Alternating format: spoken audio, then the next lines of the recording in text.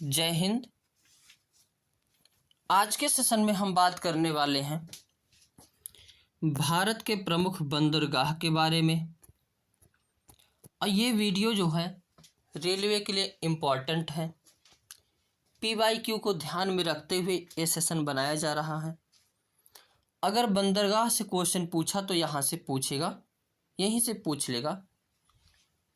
और इसमें जो है 200 से अधिक छोटे बंदरगाह हैं, जबकि 13 प्रमुख बंदरगाह हैं। इस वीडियो में जो क्वेश्चन उठते हैं इन्हीं 13 बंदरगाहों से उठते हैं। तो इस सेशन में 13 बंदरगाहों को टू द पॉइंट हम लोग देखेंगे। तो चलते हैं, स्टार्ट करते हैं अपने इस सेशन को।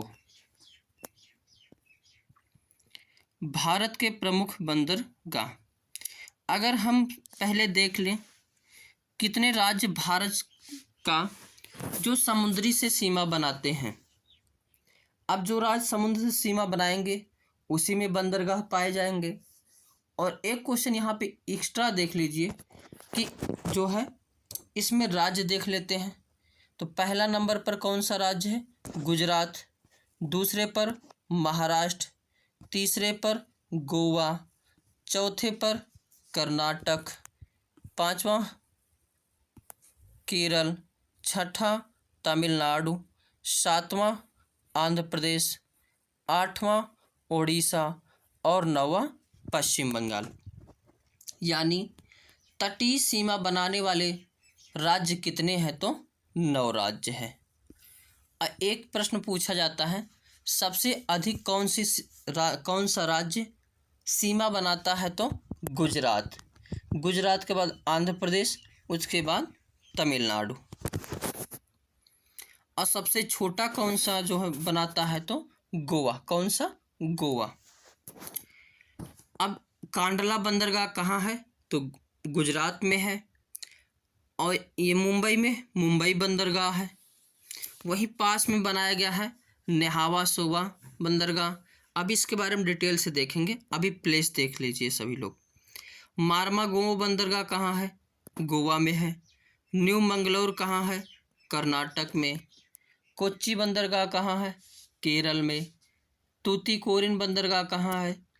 तमिलनाडु में। चेन्नई बंदरगाह कहाँ है? तमिलनाडु में। एन्नौर बंदरगाह कहाँ है? तमिलनाडु में। विशाखापत्तनम आंध्र प्रदेश में। पारादीप बंदरगाह उड़ीसा। हल्दिया बंदरगाह ये दोनों के राज्यों के सीमा पर स्थित हैं।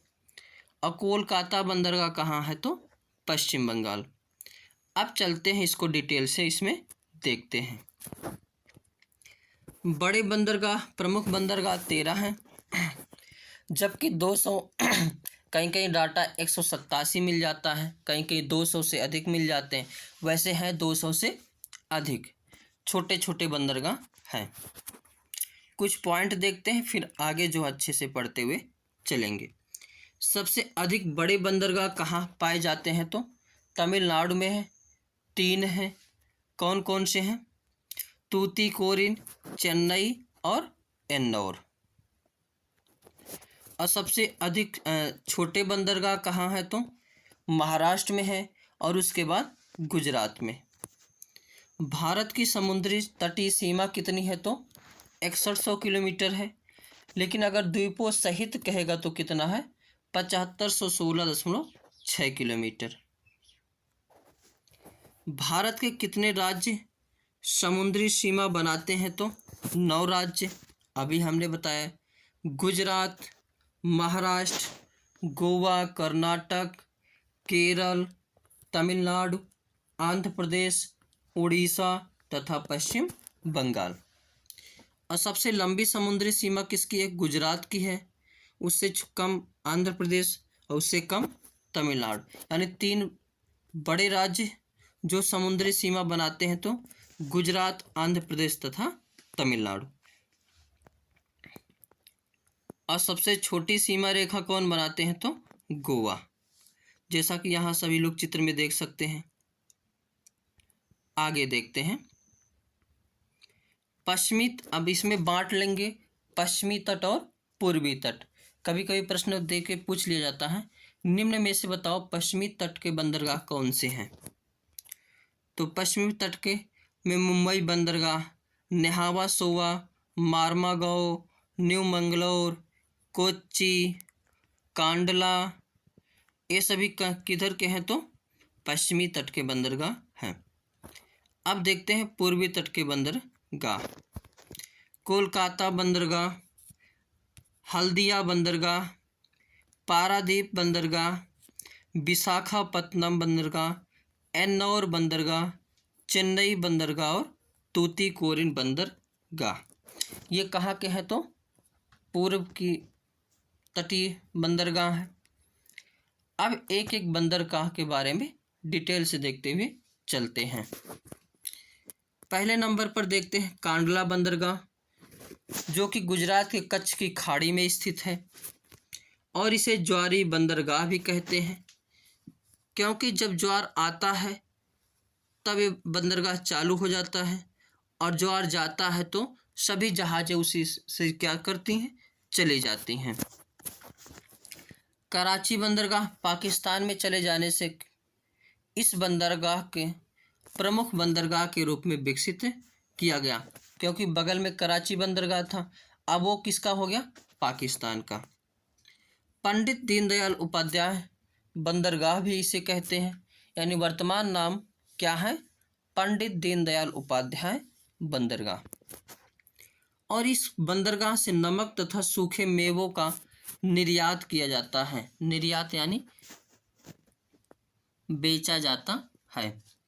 और यह ज्वारी बंदरगाह है, इसलिए यह कर मुक्त बंदरगाह है। नेक्स्ट बंदरगाह है मुंबई बंदरगाह। एक किस द्वीप पर है? वेरी वेरी इंपॉर्टेंट, सेलसेट द्वीप पर है। एक प्रश्न यूपीपी में पूछा गया था और ग्रुप डी में भी कि जो है मुंबई किस द्वीप पर है? तो सेलसेट द्वीप पर है। और इस बंदरगाह प्राकृतिक पोताश्रय है, यानी यह जो है नेचुरल रूप से बना बंदरगाह है। मुंबई बंदरगाह भारत का सबसे बड़ा तथा सबसे व्यस्ततम बंदरगाह भी है। मुंबई बंदरगाह को भारत का प्रवेश द्वार कहा जाता है।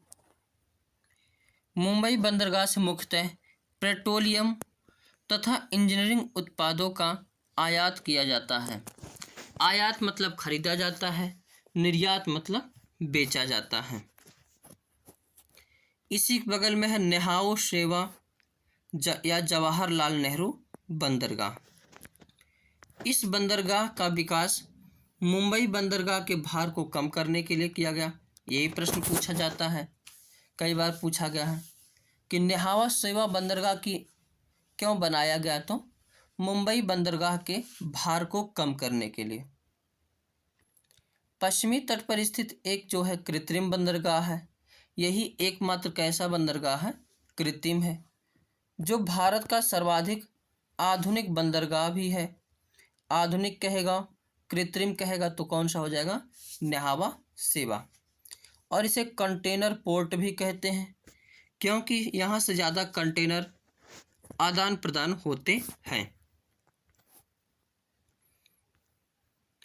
आगे बंदरगाह है मार्मा गोवा बंदरगाह। यह गोवा के तट पर जुआरी नदी के किनारे मुहाने पर स्थित है। इस बंदरगाह से काजू, लौह अयस्क का निर्यात किया जाता है। मांडवी नदी पर दूध सागर जलप्रपात है। जुआरी नदी पर राष्ट्रीय जल संख्या 111 विकसित की जा रही, ये भी पॉइंट याद रखना है। प्रश्न कई बार पूछा गया है, काजू तथा लौह अयस्क का निर्यात किस बंदरगाह से किया जाता है? तो मार्मा गोवा बंदरगाह से। नेक्स्ट बंदरगाह है न्यू मंगलोर बंदरगाह। ये कर्नाटक के तट पर स्थित एक प्राकृतिक बंदरगाह है। इस बंदरगाह को कॉफी तथा लौह अयस्क का निर्यात किया जाता है। लौह अयस्क कहाँ से आता है? तो कुंद्रेमुख से आता है और यहाँ से कॉफ़ी निर्यात किया जाता है, इसीलिए इसे कॉफ़ी बंदरगाह भी कहते हैं। और ये काफ़ी जो है बाबा बोदन की पहाड़ी से आती है। विश्व का अगर पूछेगा काफ़ी बंदरगाह कौन सा है तो सेंटोस बंदरगाह है, जो कि ब्राज़ील में स्थित है। नेक्स्ट बंदरगाह है कोच्चि। कौन सा है? कोच्चि। कोच्चि बंदरगाह केरल के तट पर स्थित है। एक प्राकृतिक पोताश्रय है। वेलिंगटन द्वीप पर कोच्चि शिपयार्ड इसी द्वीप बंदरगाह पर स्थित है। कोच्चि बंदरगाह को मसाला बंदरगाह भी कहा जाता है, क्योंकि यहाँ से जो है मसालों की बिक्री यानी मसालों का आयात निर्यात ज़्यादा होता है। कोच्चि बंदरगाह को अरब सागर की रानी भी कहा जाता है। कई बार प्रश्न पूछा गया है, अरब सागर की रानी किसे कहा जाता है तो कोच्चि। अब हम लोग देखेंगे पूर्वी तट पर स्थित प्रमुख बंदरगाह कितने हैं तो 8। पहला है कोलकाता बंदरगाह। यह भारत का एकमात्र नदी जल बंदरगाह है। कई बार प्रश्न पूछा गया है। एकमात्र नदी जल बंदरगाह कौन सा है तो कोलकाता। और यह गंगा नदी की वितरिका हुगली नदी पर स्थित है। हुगली नदी एक ऐसी नदी है जो गंगा से एकमात्र निकलने वाली नदी है। नेपाल तथा भूटान कोलकाता बंदरगाह द्वारा आयात निर्यात करते हैं। इस बंदरगाह के समीप डायमंड हार्बर स्थित है। क्या स्थित है तो डायमंड हार्बर। हल्दिया बंदरगाह पश्चिम बंगाल में। हुगली नदी के मुहाने पर स्थित इस बंदरगाह से जूट का निर्यात किया जाता है, इसलिए इसे भारत का जूट बंदरगाह भी कहा जाता है। तो प्रश्न पूछेगा भारत का जूट बंदरगाह कौन सा है तो हल्दिया बंदरगाह। नेक्स्ट पारादीप बंदरगाह, यह कहाँ है तो उड़ीसा में। इस बंदरगाह द्वारा बौलाडीला खनन क्षेत्र से लौह अयस्क जापान को निर्यात किया जाता है। कई बार प्रश्न पूछा है कि जापान को किस बंदरगाह से लौह अयस्क निर्यात किया जाता है तो पारादीप बंदरगाह से। इसलिए पारादीप बंदरगाह को लौह बंदरगाह भी कहा जाता है। और ये अयस्क कहाँ जाता है तो जापान में। आगे विशाखापत्तनम बंदरगाह, यह आंध्र प्रदेश के पूर्वी तट पर स्थित एक प्राकृतिक बंदरगाह है। भारत का सबसे गहरा बंदरगाह है। अगर कहेगा भारत का सबसे गहरा बंदरगाह कौन सा है तो विशाखापत्तनम बंदरगाह, जो कि आंध्र प्रदेश में स्थित है। और यह डॉल्फिन पहाड़ियों से घिरा हुआ है। और इसी के बगल में हिंदुस्तान शिपयार्ड विशाखापत्तनम में स्थित है। आगे एन्नौर बंदरगाह, ये कहाँ है तो एन्नौर बंदरगाह या इसी को के कामराज बंदरगाह भी कहा जाता है। यानी नया नाम क्या पड़ा है के कामराज बंदरगाह। तमिलनाडु के तट पर स्थित कारपोरेट बंदरगाह है। एशियाई विकास बैंक द्वारा यह विकसित है। चेन्नई बंदरगाह पूर्वी तट का सबसे प्राचीन बंदरगाह है। अगर पूर्वी तट का सबसे प्राचीन कहेगा तो कौन सा है चेन्नई। बंगाल की खाड़ी के चक्रवातों से सबसे अधिक प्रभावित होता है और यह एक कृत्रिम बंदरगाह भी है। नेक्स्ट बंदरगाह देखते हैं तूतीकोरिन। यह तमिलनाडु के तट पर एवं मन्नार की खाड़ी में स्थित है। इसे मोती बंदरगाह भी कहा जाता है। तो मोती बंदरगाह किसे कहा जाता है तूतीकोरिन को।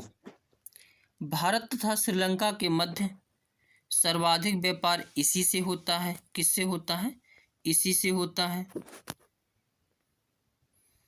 तो आज के सेशन में हमने बंदरगाह को कंप्लीट किया। बस इतना ही आज के सेशन में। Thank you for watching. Video अच्छा लगा हो तो लाइक शेयर कमेंट करना भूल जाना। Thank you. जय हिंद। हेलो फ्रेंड्स, कैसे हो आप सब लोग। इसमें हम बात करने वाले हैं वायुमंडल के बारे में। वायुमंडल की परतों के बारे में बातें करेंगे। वायुमंडल में कौन कौन सी गैसें पाई जाती हैं उनके बारे में चर्चा करेंगे।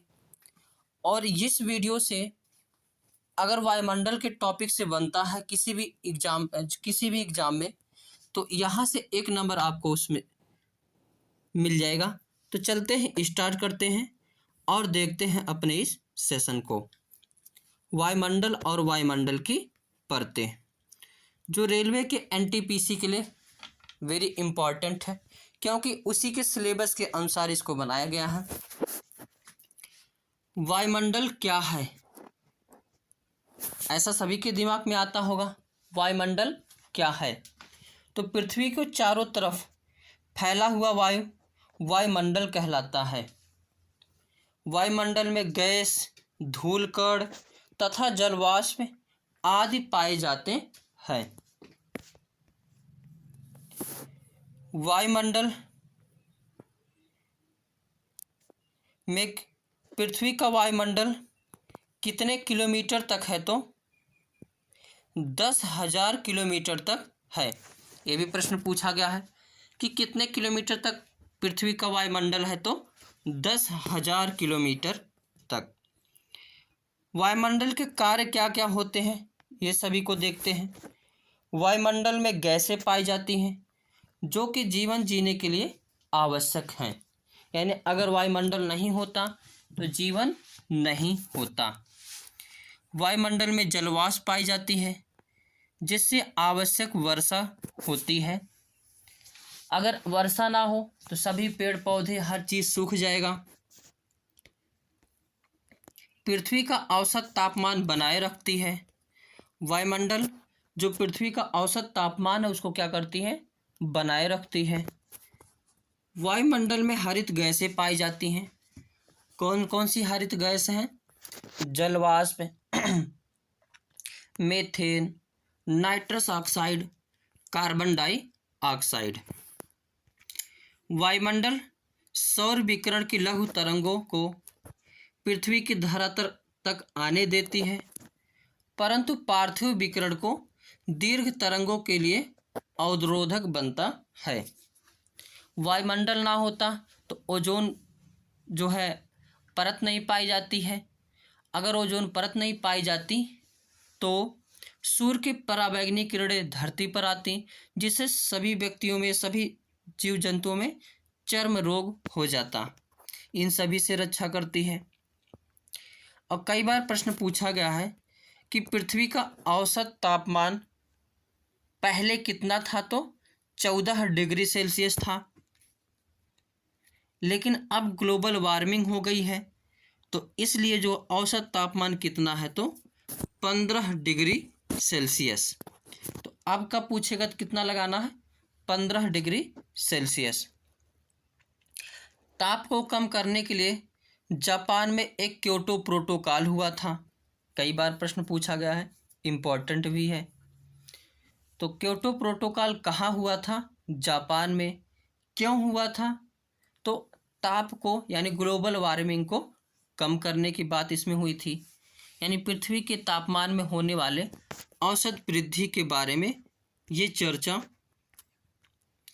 वैश्विक तापन या भूमंडलीय तापन कहलाती है। यानी पृथ्वी के तापमान में होने वाले औसत वृद्धि क्या कहलाती है? वैश्विक तापन यानी ग्लोबल वार्मिंग।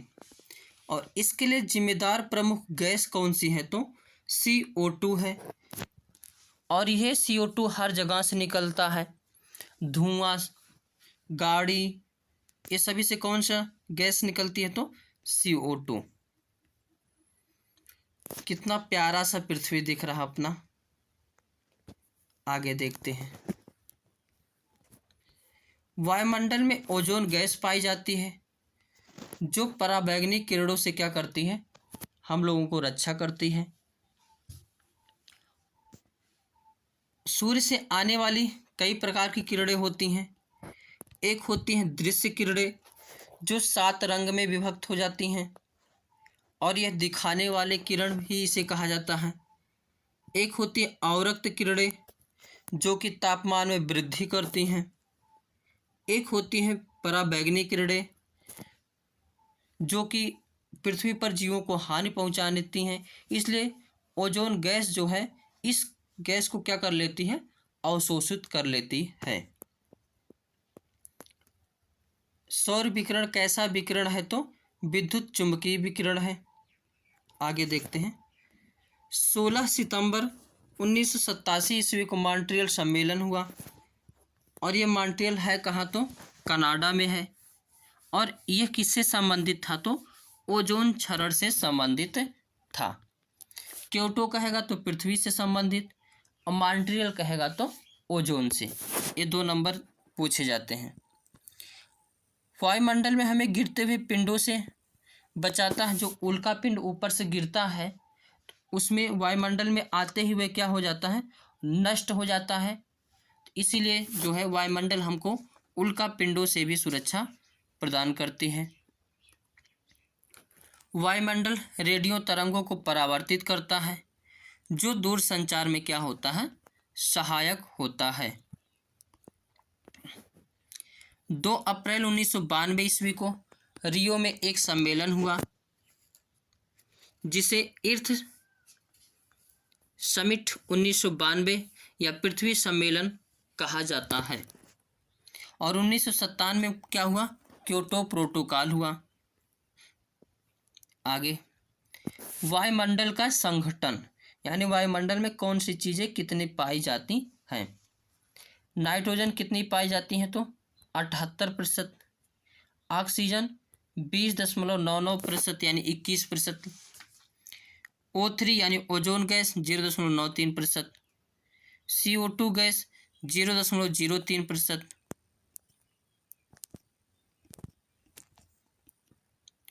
अन्य गैसें कितनी पाई जाती हैं, तो 0.04%। अन्य गैसें में hydrogen, helium, methane, ozone, krypton, xenon, neon और रेडॉन गैसें आती हैं। अब नाइट्रोजन के बारे में देख लेते हैं। सर्वाधिक मात्रा में पाई जाने वाली गैस कौन सी है, नाइट्रोजन है, जो कि रंगहीन, गंधहीन और स्वादहीन होती हैं। और यह वायुमंडल में सबसे ज़्यादा पाई जाती हैं, कितने प्रतिशत, 78। आगे वायुमंडलीय दाब ऊंचाई पर कम तथा जलमंडल में दाब अधिकतम होते हैं। दाब किसके द्वारा मापा जाता है, तो बैरोमीटर द्वारा। पेड़ पौधे प्रोटीन बनाने के लिए नाइट्रोजन गैस प्रयोग में ले आते हैं। सोयाबीन में प्रोटीन की मात्रा सर्वाधिक पाई जाती है और उसके बाद अंडे में पाई जाती है। नाइट्रोजन गैस का प्रयोग रंगमंच पर सजावट के लिए भी किया जाता है। और द्रवित नाइट्रोजन शीतलक के रूप में प्रयोग किया जाता है। और इस शीतलक में शुक्राणु, अंडाणु या ऊतकों को लंबे समय तक सुरक्षित करने के लिए होता है। एडिसन ने अपने बल्बों में किस गैस का प्रयोग किया था, तो नाइट्रोजन गैस का प्रयोग किए हैं। दूसरी गैस है ऑक्सीजन। ऑक्सीजन के बारे में देखते हैं। ऑक्सीजन की सहायता से ऑक्सीकरण करके ऊर्जा मुक्त होती है। अब जैसे शरीर में अगर ऑक्सीजन गैस ना लिया जाए तो ऊर्जा बनेगी नहीं, जिससे शरीर धीरे धीरे क्या हो जाएगी, नष्ट हो जाएगी। संसार में जो ऊर्जा बनती है ज़्यादातर किस चीज़ से बनती है, ऑक्सीजन से। ऑक्सीजन गैस वस्तुओं को सड़ने में भी सहायक है। अगर कोई वस्तु सड़ेगी नहीं तो उसका जो है बहुत सारे हानिकारक प्रभाव पड़ने लगे, तो ऑक्सीजन गैस सड़ने में भी सहायता करती है। सबसे ज्वलनशील अगर गैस पूछेगा तो कौन सी होती हैं? ऑक्सीजन होती हैं।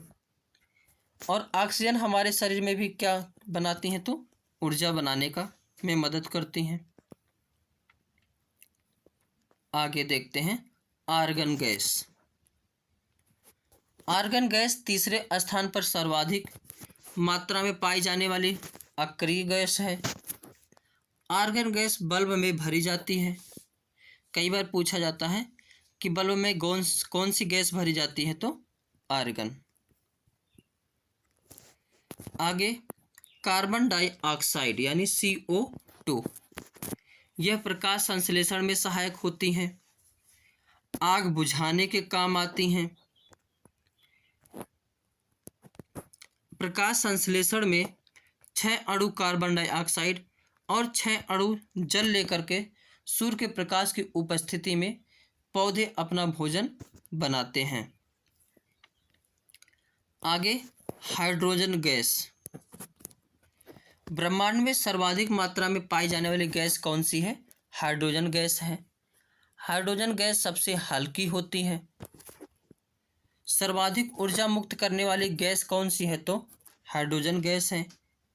इसे भविष्य का ईंधन भी कहते हैं और यह प्रदूषण मुक्त गैस है। अगली गैस हीलियम। ब्रह्मांड में दूसरे स्थान पर पाई जाने वाली कौन सी गैस है? तो हीलियम गैस है। और ये कहाँ भरी जाती है? तो हवाई जहाज के टायर में, पर्यटक गुब्बारों में भरी जाती हैं। अगली गैस है मार्स गैस।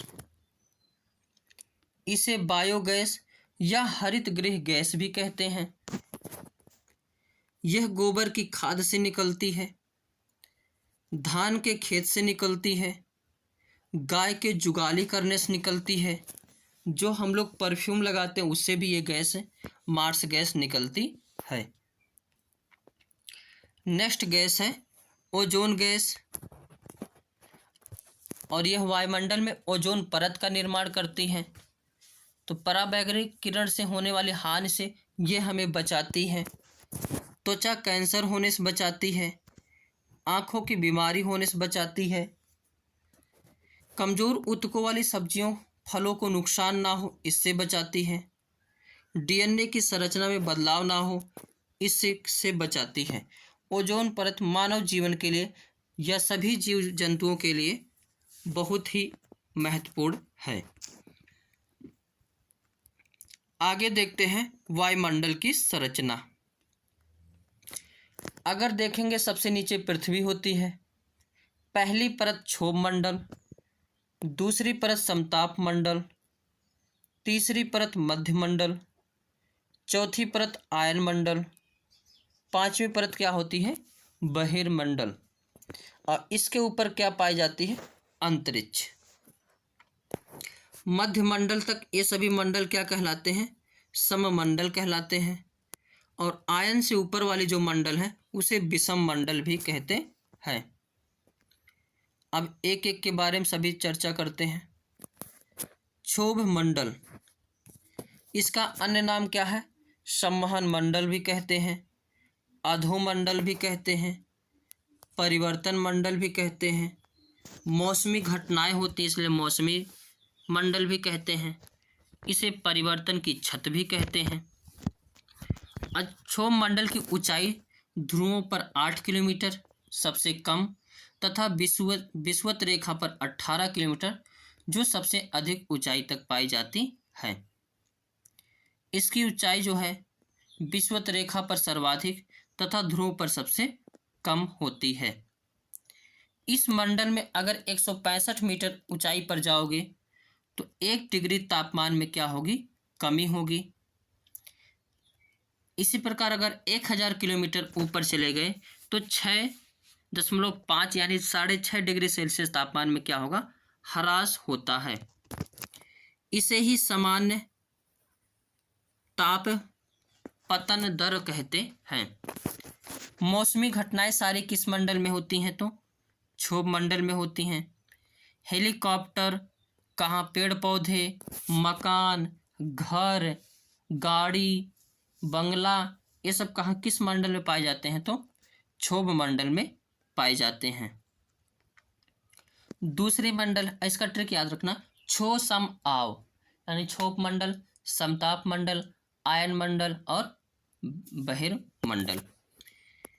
समताप मंडल, दूसरी मंडल कौन सी है? समताप मंडल है, यानी स्ट्रेटोस्फीयर।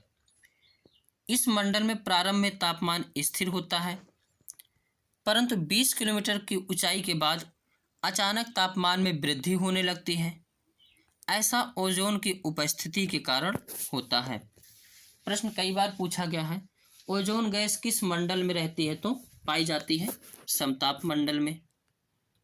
और ओजोन गैस किस गैस को, किरणों को अवशोषित करती है? तो पराबैंगनी किरणों को।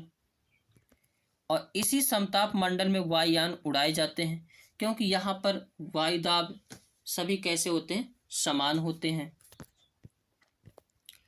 आगे है मध्य मंडल। कौन सा? मध्य मंडल, यानी मीसोस्फीयर।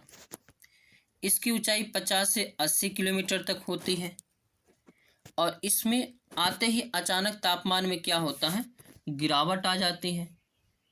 मध्य मंडल सीमा पर तापमान गिरकर कितना हो जाता है? 100 डिग्री सेल्सियस तक पहुंच जाता है।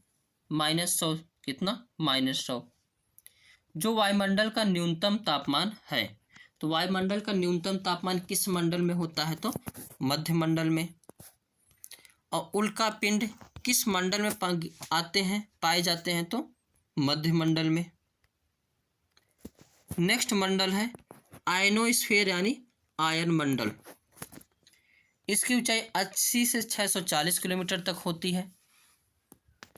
इसमें विद्युत आवेशित कणों की अधिकता होती है। इसमें ऊंचाई के साथ तापमान में वृद्धि होती है और आयन मंडल में सभी तरंगे, यानी रेडियो तरंगे, इसी में पाई जाती हैं।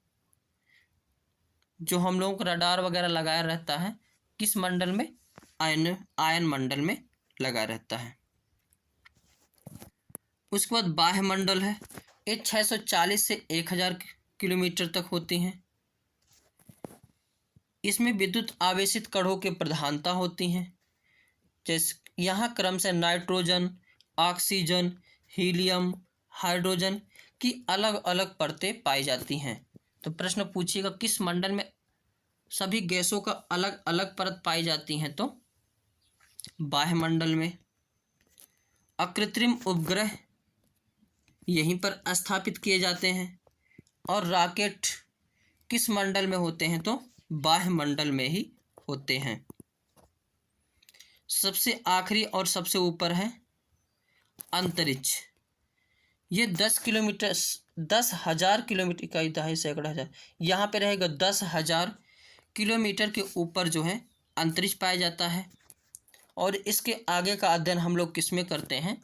ग्रहों के बारे में पढ़ेंगे, तब अध्ययन करेंगे। तो आज के सेशन में बस इतना ही। Thank you. जय हिंद। हेलो फ्रेंड्स, कैसे हो आप सब लोग? फ्रेंड्स, आज के सेशन में हम बात करने वाले हैं प्रमुख उत्सर्जी अंग के बारे में और उत्सर्जित होने पर जो नामकरण किया जाता है उसके बारे में। और ये सेशन रेलवे के लिए वेरी इंपॉर्टेंट है। तो चलते हैं और प्रमुख उत्सर्जी अंग में देखेंगे वृक्क के बारे में। किसके बारे में? वृक्क, जिसको क्या कहा जाता है? किडनी। उत्सर्जी अंग क्या होते हैं? तो मानव का प्रमुख उत्सर्जी अंग कौन सा है? वृक्क है, जो संख्या में कितनी होती हैं? 2 होती हैं। उत्सर्जी पदार्थ शरीर के विभिन्न उपापचयी क्रियाओं के दौरान उत्पन्न होते हैं। उत्सर्जी पदार्थ में क्या क्या है? यूरिया, अकार्बनिक पदार्थ, जल, कार्बन डाइऑक्साइड, विभिन्न वर्णक, प्रोटीन इत्यादि। ये सभी जो है शरीर से बाहर निकालना बहुत ज़रूरी होता है। अगर शरीर से बाहर नहीं निकलेगा तो शरीर को हानि पहुंचाने लगेगा। अब इनको जो बाहर निकालने का कार्य करते हैं जो अंग, वही क्या कहलाते हैं? उत्सर्जी अंग कहलाते हैं। शरीर में कई सहायक उत्सर्जी अंग के रूप में कार्य करते हैं। जैसे त्वचा श्वेत ग्रंथि से पसीना निकलती है और पसीना के साथ क्या क्या निकलता है तो यूरिया प्लस सोडियम क्लोराइड। फेफड़े द्वारा भी उत्सर्जन का कार्य किया जाता है। यह कार्बन डाइऑक्साइड वाष्पशील पदार्थ को बाहर निकालने का कार्य करता है, जैसे शराब, लहसुन, प्याज, मसाले, ये सभी के गंध को बाहर निकालने का कार्य कौन करता है? फेफड़ा। आंत, ये मल को बाहर निकालता है। यकृत किसको निकालता है तो क्षतिग्रस्त कोशिका या पित्तवर्णक को निकालता है।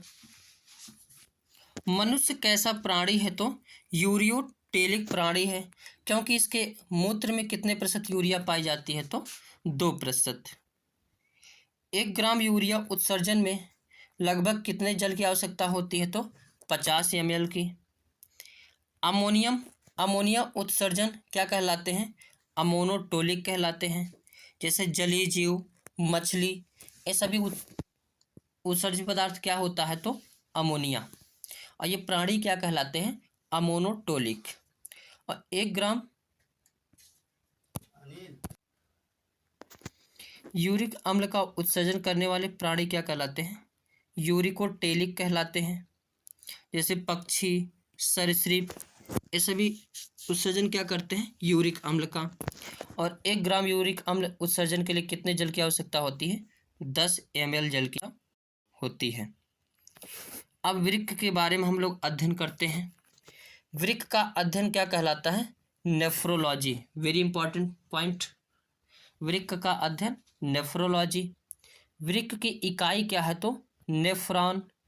और इसका भार कितना होता है तो 120 से 170 ग्राम तक होता है। एक वृक्क में 1 मिलियन से अधिक नेफ्रॉन पाए जाते हैं। अगर वृक्क की इकाई कहेगा तो क्या होगा? नेफ्रॉन। 1100 से 1200 ml रक्त की मात्रा वृक्क के द्वारा एक दिन में छानी जाती है। ये भी प्रश्न पूछा गया है रेलवे में कि एक दिन में वृक्कों द्वारा कितनी रक्त की मात्रा छानी जाती है तो 1100 से 1200 ml। और एक दिन में व्यक्ति जो है कितना मूत्र उत्सर्जन करता है तो 1.5 लीटर। कितना? ये ग्रुप डी का क्वेश्चन है, यूपीपी में पूछा गया क्वेश्चन है। और मूत्र का निर्माण किस में होता है तो वृक्क में। किस में? वृक्क में। आगे, लगभग 20 से 30 ग्राम यूरिया हमारे शरीर में एक दिन में उत्सर्जित होती है। यूरिया का निर्माण किस में होता है तो जिगर में होता है। और मूत्र का पीला रंग क्यों होता है तो यूरोक्रोम के कारण होता है। मूत्र में दुर्गंध क्यों आती है तो यूरिया का अमोनिया में बदलने से। यानी हम लोग जो मूत्र उत्सर्जन करते यूरिया निकलता है, यूरिक अम्ल, वह बाद में वायु से क्रिया करके क्या बना देता है? अमोनिया। तो इसी कारण गंध आती है। और मूत्र का बाहर निकलना क्या कहलाता है? मिक्चूरियन। ये भी क्वेश्चन पूछा गया था। हमारे मस्तिष्क को तंत्रिकीय की प्रक्रिया द्वारा नियंत्रित होती है। मूत्र का पीएच मान कई बार पूछा गया, कितना होता है तो 6 होता है। और मूत्र में क्या क्या होता है तो लवण, विषैली पदार्थ, जीवाणु पाए जाते हैं। वृक्क या गुर्दे की पथरी किससे बनती है? वेरी इंपॉर्टेंट, कैल्शियम ऑक्जेलेट से। किससे बनती है? कैल्शियम ऑक्जेलेट से। यूरेनिया क्या होता है तो रक्त में यूरिया का बढ़ जाना यूरेनिया कहलाता है। यूरेनिया हीमोडायलिसिस द्वारा हटाया जा सकता है। और ये लूप क्या कहलाता है? Henle loop. मनुष्य का प्रमुख उत्सर्जित तंत्र क्या क्या है? वृक्क है, यकृत है, फेफड़ा, त्वचा। चपटी कृमि का फीता कृमि है। चपटी वृत्त का जो है आद्य वृक्क है। फीता कृमि की उत्सर्जित अंग क्या है? ज्वाला कोशिकाएं। केचुए की उत्सर्जित अंग क्या है? उत्सर्गिका। कीट की क्या है? मैलपेघी नलिका। अमीबा की क्या है? त्वचा व रिक्तिका। झींगा की क्या है? हरित ग्रंथियां। तो आज के सेशन में बस इतना ही। Thank you for watching. Jai Hind. Hello friends, कैसे हो आप सब लोग? फ्रेंड्स, आज के सेशन में हम बात करने वाले हैं जनन तंत्र या प्रजनन तंत्र के बारे में। इसको मानवों में होने वाले प्रजनन तंत्र को देखेंगे और पौधों के भी देखेंगे। और ये सेशन जो है रेलवे के लिए वेरी इंपॉर्टेंट है। और अगर इस सेशन से इस टॉपिक से क्वेश्चन पूछा जाता है तो इससे बाहर जो टॉपिक से क्वेश्चन नहीं पूछा जाएगा। इसमें हम देखेंगे जंतुओं में जनन कैसे होता है और पादपों में जनन कैसे होता है। जनन की अगर हम बात करें पौधों में या जंतुओं में दो प्रकार से होता है। एक होता है अलैंगिक जनन, एक होता है लैंगिक जनन। अलैंगिक जनन वो होता है जिसमें लिंगों का प्रयोग होता है।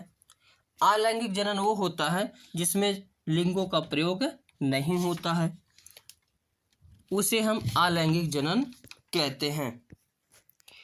अलैंगिक जनन द्वारा किसमें होता है तो जैसे विखंडन हो गया। विखंडन द्वारा जो प्रजनन होता है। अब जनन क्या होता है या प्रजनन क्या होता है?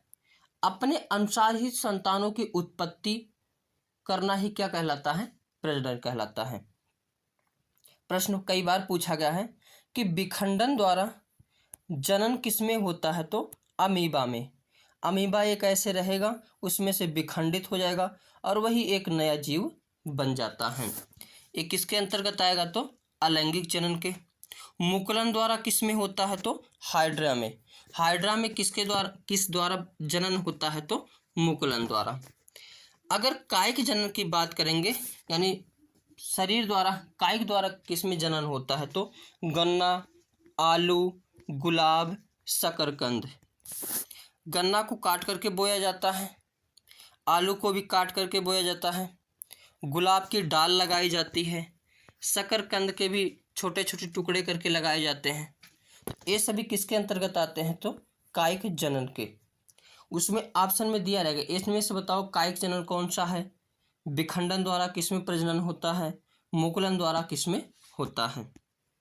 आगे ये तो हमने देखा अलैंगिक जनन में। अब देखते हैं लैंगिक जनन। लैंगिक जनन में खास बातें क्या होती हैं? यह बच्चों को जन्म देते हैं और इसमें नर युग्मक और मादा युग्मक दोनों मिलते हैं, निषेचन होता है, तब जाकर के जो है प्रजनन होता है। अब इसमें देखते हैं जो जनन अंग भाग लेते हैं, यहाँ से भी क्वेश्चन पूछा जाता है कि इनमें से बताओ कौन सा नर जनन अंग है और कौन सा पुरुष जो है मादा जनन अंग है। अब पहले हम लोग देखते हैं मादा जननांग। मादा जननांग में अंडाशय कितनी होती हैं तो 2 होती हैं, दोनों किनारों पर होता है। और इस अंडाशय का कार्य क्या होता है तो अंडा का निर्माण करना। और इसमें से एक हाइड्रोजन जो है एस्ट्रोजन निकलता है यानी हार्मोन निकलता है। एस्ट्रोजन हार्मोन क्या कार्य करता है? मासिक चक्र, ये मानसिक नहीं है, मासिक चक्र को क्या करता है? सही रूप से संचालित करता है। अब मासिक चक्र क्या होता है? ये 28 दिनों का होता है। और जो है कितने दिनों का मासिक चक्र होता है? 28 दिनों का। एक हार्मोन होता है प्रोजेस्टेरॉन, ये क्या करता है? स्तन विकास और गर्भधारण। स्तन विकास और गर्भधारण के लिए कौन सा हार्मोन जिम्मेदार है तो प्रोजेस्टेरॉन। और कौन सा मासिक चक्र को बना के रखता है तो एस्ट्रोजन।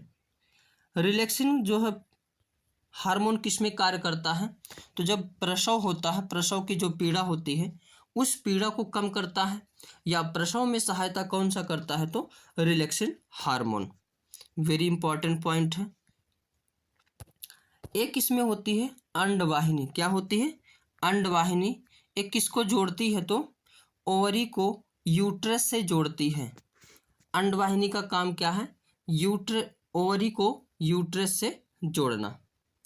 और इसमें जो गर्भाशय होता है उस गर्भाशय में बच्चे का निर्माण होता है। तो प्रश्न पूछा जाता है बच्चे का निर्माण कहाँ होता है तो गर्भाशय में। स्तन विकास के लिए कौन सा हार्मोन जिम्मेदार है तो प्रोजेस्टेरॉन। ये सब महिलाओं के जो है हार्मोन है। ये भी प्रश्न पूछ लिया जाता है कि इनमें से कौन सा हार्मोन महिलाओं का हार्मोन है। आगे देखते हैं। मादा जनन तंत्र में निम्नलिखित संरचनाएं शामिल हैं। कौन कौन सी संरचना है इसको देख लेते हैं। अंडाशय मादा के प्राथमिक जनन अंग होते हैं। प्रश्न कई बार पूछा गया है, मादा के प्राथमिक जनन अंग कौन सा होते हैं, तो अंडाशय।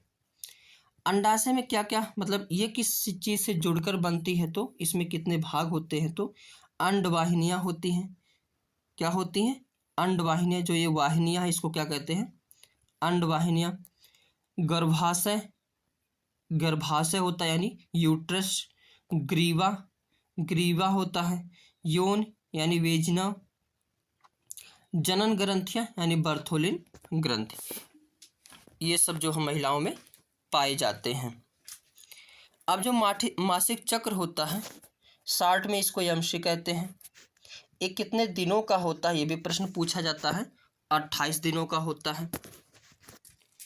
और ये वेरी वेरी इंपॉर्टेंट, इसको लगाइए, रेलवे के लिए कई बार प्रश्न पूछा गया है कि प्राथमिक मासिक चक्र को क्या कहा जाता है? मिनॉर्की। क्या कहा जाता है? मिनॉर्की। या इसी को माहवारी कहते हैं या ऋतु स्त्राव कहते हैं। मिनॉर्की इंग्लिश शब्द है, हिंदी शब्द है माहवारी या ऋतुस्राव। और ये इसमें जब लड़कियां या बच्चियां 11 से 15 साल की हो जाती हैं तो पहली बार इसका स्त्राव होता है, यानी पहली बार जो मासिक चक्र का स्त्राव होता है, चलना प्रारंभ होता है, उसे क्या कहा जाता है? मिनार्की। और ये भी कई बार पूछा गया है, अंतिम मासिक चक्र को क्या कहा जाता है, तो मोनो, यहाँ पे रहेगा मेनो नहीं, मोनोपाज। क्या कहा जाता है? मोनोपाज। और हिंदी में इसे रजोनिवृत्ति। और ये कब होता है, तो जब महिलाएं 45 से 55 साल की हो जाती हैं तो उसमें जो है अंतिम होता है, यानी मासिक चक्र बंद हो जाता है। और अंतिम को मोनोपाज या रजोनिवृत्ति कहते हैं। वेरी इंपॉर्टेंट है। निषेचन क्या होता है? निषेचन अंडाणु एवं शुक्राणु का आपस में चिपकना क्या कहलाता है? निषेचन कहलाता है। जब अंडाणु और शुक्राणु दोनों मिल जाते हैं तो ये प्रक्रिया क्या कहलाती है? निषेचन। निषेचन किस ट्यूब में होता है, तो फैलोपियन ट्यूब में होता है। वेरी इंपॉर्टेंट पॉइंट है। आगे शुक्राणु का बनना क्या कहलाता है? ये सब जो जितने भी पॉइंट लिया गया है PYQ ही लिया गया है, बस पॉइंट के रूप में इसको कर दिया गया है। शुक्राणु का बनना क्या कहलाता है? स्प्रेमेंटोजेनेसिस। क्या कहलाता है? स्प्रेमेंटोजेनेसिस कहलाता है। अंडाशय से एस्ट्रोजन एवं प्रोजेस्टेरॉन हार्मोन भी निकलते हैं। अंडाशय से कौन कौन से हार्मोन निकलते हैं? एस्ट्रोजन भी निकलता और प्रोजेस्टेरॉन भी निकलता है, जिन्हें मादा का लैंगिक हार्मोन भी कहा जाता है। तो अभी हमने ऊपर बताया था एस्ट्रोजन, प्रोजेस्टेरॉन, ये सब किसका हार्मोन है? जो है मादा का हार्मोन है। पार्चुरिशन क्या है? तो माँ के द्वारा बच्चों को जन्म देना क्या कहलाता है? पार्चुरिशन। ये ग्रुप डी का क्वेश्चन है। लैक्टेजेनिस, ये NTPC का क्वेश्चन है। लैक्टेजेनिस,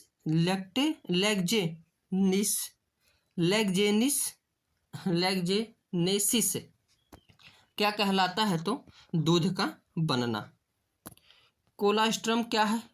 दूध काल, शुरू के कुछ दिनों का दूध हल्का पीला एवं बहुत एंटीबॉडीज उपस्थित हो, उसको क्या कहा जाता है? कोलास्ट्रम। क्या कहा जाता है? कोलास्ट्रम। यानी मैं अगर बच्चे को महिला जन्म दी, पहला जो दूध होता है वो हल्का पीला होता है, वो बहुत ही एंटीबॉडीज से युक्त होता है, उसे क्या कहा जाता है? कोलास्ट्रम। आगे अब हम लोग देखेंगे नर जनन अंग। नर जनन अंग, नर जनन अंग में अगर देखेंगे तो 2 वृषण होते हैं। ये भी प्रश्न पूछा गया है कि वृषण कितने होते हैं, तो 2 होते हैं, जिसमें शुक्राणु एवं टेस्टोस्टेरॉन का निर्माण होता है। तो प्रश्न पूछेगा पुरुष हार्मोन कौन से होते हैं? तो शुक्राणु और टेस्टोस्टेरॉन। और इसी को दोनों भाग को क्या कहा जाता है? अधिवृषण कहा जाता है, जहाँ परिपक्व शुक्राणु को संचित किया जाता है। यानी जहाँ पर परिपक्व शुक्राणु संचित होते हैं वो क्या कहलाता है? तो अधिवृषण। एक होता वेस डिफरेंस। क्या होता है? वेस डिफरेंस, यानी न से शुक्राणु पेनिस पहुँचते हैं, यानी जो है पेनिस द्वारा शुक्राणु को पहुँचाना क्या कहलाता है? वेज डिफरेंस कहलाता है। जैसा कि फिगर में देख पा रहे हैं, ये शुक्रवाहिनी है, ये प्रोस्टेट ग्लैंड है, ये शुक्राशय है, ये मूत्र नलिका है, यहाँ पे मूत्र नलिका मूत्राशय में आकर के एकत्रित होती है, मूत्र मार्ग जिसको शिश्न कहते हैं, और ये वृषण है। आगे देखते हैं, शिश्न क्या करता है? शुक्राणु को मादा जनन तक क्या करता है? पहुंचाता है। प्रश्न पूछा गया है, शुक्राणु को मादा जनन तक क्या पहुंचाता है? तो शिश्न। आगे वृषण के बारे में जान लेते हैं। वृषण लगभग 5 सेंटीमीटर, ये शिश्न के बारे में, 5 सेंटीमीटर लंबे व 2 से 3 सेंटीमीटर मोटे प्राथमिक जनन अंग क्या है? शिश्न है। इनमें सेमिनोफेरस नलिकाओं में शुक्राणु का निर्माण की क्रिया होती है। शुक्रवाहिनी के अंतिम छोर पर क्या होता है? शुक्राशय जुड़ता है, जिससे अस्त्रावित शुक्र द्रव वीर्य का निर्माण में सहायक होती हैं। और एक बार में वीर्य के कितना निकलता है? तो 3 से 5 ml निकलता है। और वीर्य का पीएच मान वेरी इंपॉर्टेंट है, कई बार प्रश्न पूछा गया है।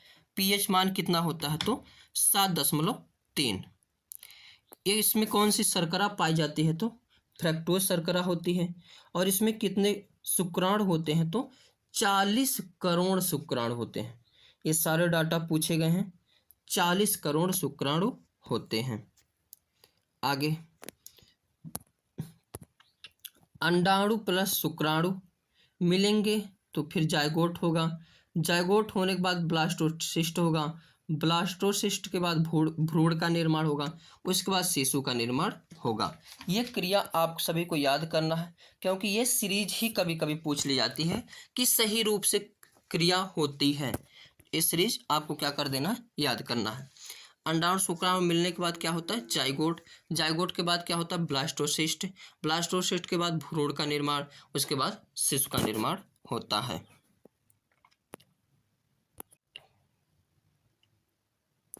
देख लेते हैं पुष्पों में जो है नर जनन अंग और मादा जनन अंग। यहाँ से भी ये क्वेश्चन पूछे जाते हैं पुष्प से संबंधित।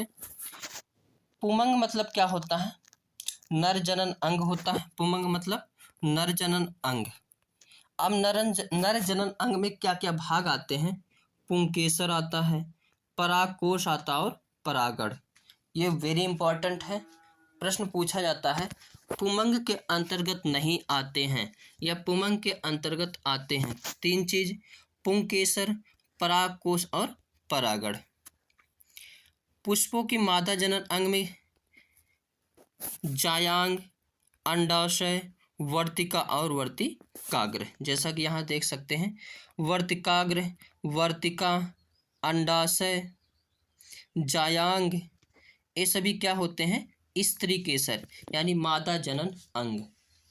पुष्पों में मादा जनन अंग 4 होते हैं: जायांग, अंडाशय, वर्तिका और वर्तिकाग्र।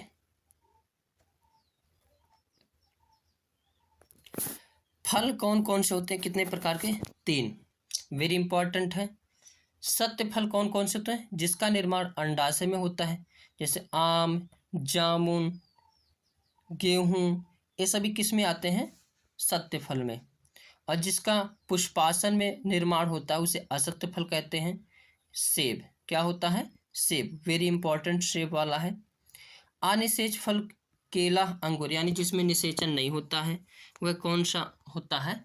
अनिषेच फल। तो आज के सेशन में बस इतना ही। Thank you for watching. Jai Hind, आज के सेशन में हम बात करने वाले हैं अध्ययन के बारे में बात करेंगे और ये बहुत इम्पोर्टेंट ही सेशन है रेलवे के लिए, आरआरबी के लिए, क्योंकि यहाँ से एक प्रश्न तो जरूर देखने को मिलेंगे, 100% श्योर है। तो चलते हैं इस वीडियो के छोटे से वीडियो में 1 नंबर को अपना तैयार करते हैं। एग्रोलॉजी क्या है? तो सभी घासों का अध्ययन क्या कहलाता है? एग्रोलॉजी कहलाता है। एग्रोइस्टोलॉजी क्या है? इसमें भी सभी घासों का अध्ययन क्या कहलाता है? एग्रोइस्टोलॉजी। एंथ्रोपोलॉजी क्या है? मानव विज्ञान का अध्ययन, यानी मानव के बारे में जानकारी करना कि मानव का विकास कैसे हुआ, तो इसको क्या कहते हैं?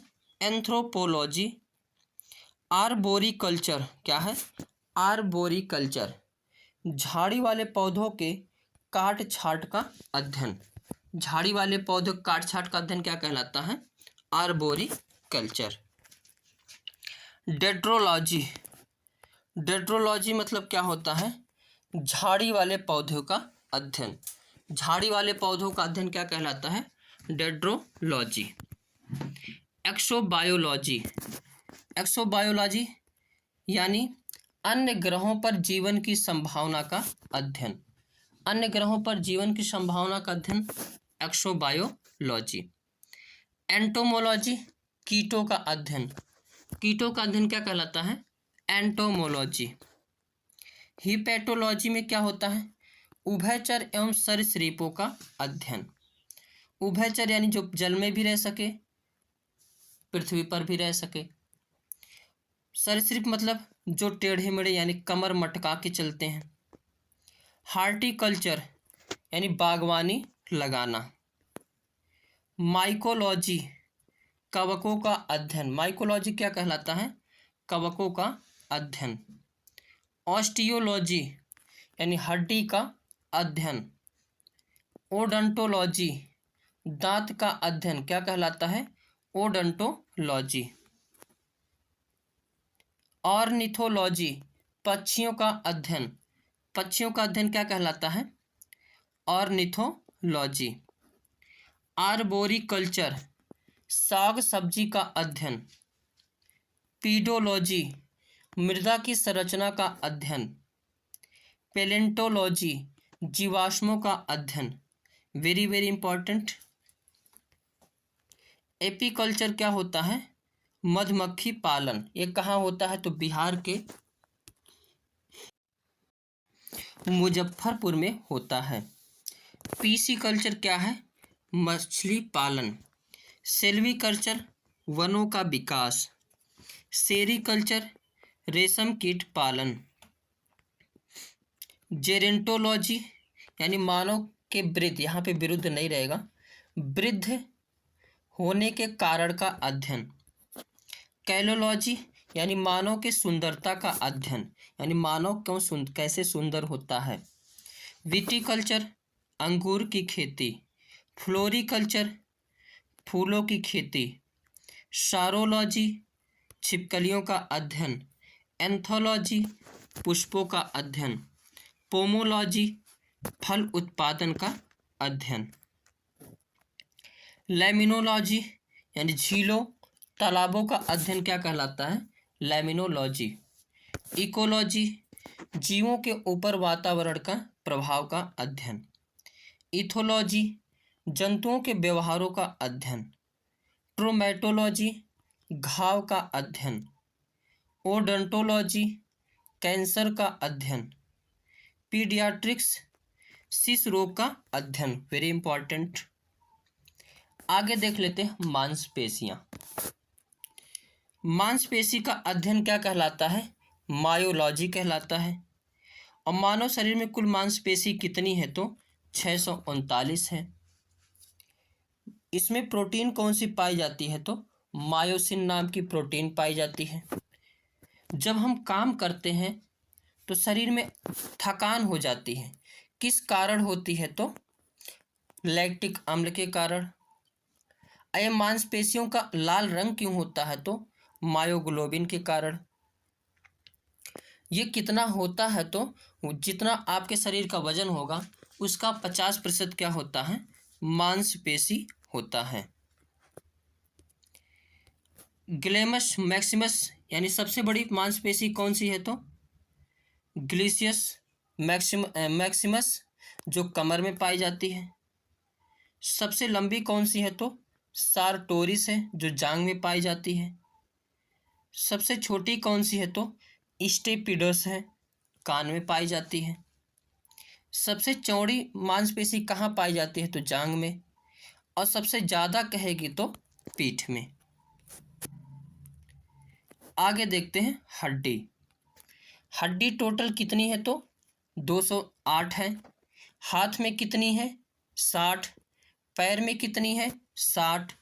खोपड़ी में कितनी है, 22। चेहरे में कितनी होती हैं, तो 14। श्रोण मेखला में 2। पसली कितनी जोड़ी होती हैं, तो 12 जोड़ी यानी 24 हड्डी। अब कशेरुक कहेगा तो 13 जोड़ी 26। कान में कितनी पाई जाती हैं, 6। वेरी इंपॉर्टेंट सारे पॉइंट हैं। कपाल में कितनी पाई जाती हैं, तो 8। आगे देख लेते हैं जो है बीज 2 प्रकार के होते हैं, एक बीजपत्री और द्विबीजपत्री। यानी जिस बीज को तोड़ा ना जा सके, यानी जिसका 1-2 भाग ना किया जा सके, उसको एक बीजपत्री कहते हैं, जैसे धान, गेहूं, केला। और जिसकी 2 अलग अलग भागों में टूट जाए, ऐसे बीज को क्या कहते हैं, द्विबीजपत्री। जैसे चना हो गया, आम, जामुन, ये सभी क्या है, द्विबीजपत्री। नेक्स्ट टॉपिक है फल के खाने वाले भाग। वेरी इंपॉर्टेंट ये भी है। लीची का खाने वाला भाग क्या कहलाता है, एरिल। वेरी इंपॉर्टेंट है एनटीपीसी के लिए। अनार का खाने वाला भाग क्या कहलाता है, बाहरी भाग खाते हैं। टमाटर और अमरूद का संपूर्ण फल ही खा लेते हैं। सेब नाशपाती का पुष्पासन खाते हैं। नींबू, संतरा, मौसमी का क्या खाते हैं, तो जूसी हेयर। धान, नारियल का क्या खाते हैं, तो भ्रूणकोश। आम, तरबूज का क्या खाते हैं, तो मध्य फल भित्ति। अनानास, कटहल का क्या खाते हैं, तो पुष्पक्रम। फूल गोभी का क्या खाते हैं, तो पुष्पक्रम। इसमें से भी 1 नंबर आप सभी को मिल जाएंगे। अगला टॉपिक देखते हैं दांत। दांत कितने प्रकार से होते हैं, 4। कृंतक, रदनक, अग्रचवर्णक और चवर्णक। दांत कितने प्रकार से, 4। कृंतक, रदनक, अग्रचवर्णक और चवर्णक। आगे के जो 2 दांत होते हैं वो कृंतक होता है, जो भोजन को क्या करता है, काटने का कार्य करता है। किसी को अगर काटते हो तो कैसे, आगे वाले दांत से काटते हो तो क्या करता है, कृंतक वह दांत होता है। रदनक क्या होता है, भोजन को चीरता फाड़ता है। जैसे गन्ना जब चूहते हैं तो बगल वाली ये यहाँ से चूहते हैं, इधर से, तो ये क्या होता है, 2 दांत रदनक यानी भोजन को फाड़ता है। अग्रचवर्णक और शुरू के जो 4 रूपों में होते हैं उसे अग्रचवर्णक कहते हैं, ये भोजन को चबाता है। और चवर्णक भोजन को ये भी क्या करता है, चबाता है। तो टोटल दांत कितने होते हैं, 32। और पूरे जीवन में कितने दांत होते हैं, तो 52। और छोटे बच्चों में कितने दांत होते हैं, तो 20। पूछेगा छोटे बच्चों में दांत होते हैं 20, बड़े वयस्क में कितने होते हैं, 32। पूरे जीवन में कितने दांत निकलते हैं, तो 52।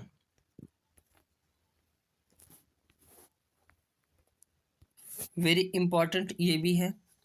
प्रदूषण, प्रमुख प्रदूषण और उनसे उत्पन्न रोग। अगर पानी में यानी पारा ज़्यादा हो गया तो कौन सा रोग होता है, मिनीमाता। पानी में आर्सेनिक की मात्रा ज़्यादा हो गई तो ब्लैक फुट नामक रोग होता है। फ्लोराइड ज़्यादा हो गया तो नाक निसंलक्षण रोग होता है। नाइट्रेट ज़्यादा हो गया तो ब्लू बेबी सिंड्रोम रोग होता है। कैडमियम की अधिकता हो जाएगी तो इटाई नामक रोग होता है। एस्बेस्टस द्वारा कौन सा रोग होता है? तो फेफड़े का कैंसर होता है। बेंजीन द्वारा कौन सा रोग होता है? तो ल्यूकेमिया का कैंसर। एनिलीन द्वारा कौन सा होता है? तो मूत्राशय में कैंसर। तो प्रमुख ग्रीन हाउस गैस कौन कौन सी होती हैं? Carbon dioxide, methane, nitrous oxide, hydrofluorocarbon, sulphur hexafluoride. आज के सेशन में बस इतना ही। इस सेशन से 1 से 2 प्रश्न तो जरूर देखने को मिल जाएंगे। Thank you for watching.